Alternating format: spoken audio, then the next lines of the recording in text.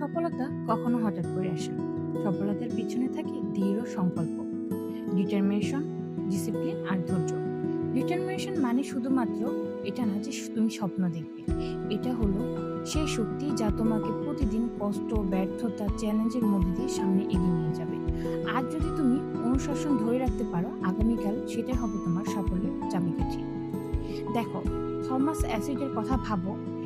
Electric bolt আবিষ্কার করতে গিয়ে তিনি ৩,০০০ বার ব্যর্থ হয়েছিলেন। অনেকে বলেছিলেন এটা অসম্ভব, কিন্তু অ্যাসিড থামেনি। তিনি দৃঢ় সংকল্প নিয়ে বলেছিলেন, আমি ব্যর্থ হইনি, আমি কেবল ১০,০০০টি উপায় খুঁজে পেয়েছি যা কাজ করেনি। এই ডিটারমিনেশনের কারণে যদি তুমি বড় কিছু অর্জন করতে চাও, তাহলে ৩টা জিনিস মনে রাখতে হবে। ডিসিপ্লিন তোমাকে সবসময় নতুন কিছু শেখার জন্য সাহায্য করবে এবং ছোট ছোট অভ্যাস করে তুলবে। এবং ডিটারমিনেশন তোমাকে ব্যর্থতার পরও সামনে এগিয়ে নিয়ে যাওয়ার জন্য শক্তি প্রদান করবে। এবং ডিরেকশন তোমাকে সবসময় কঠোর পরিশ্রম এবং সঠিক জায়গায় পরিশ্রম করার জন্য সহযোগিতা করবে।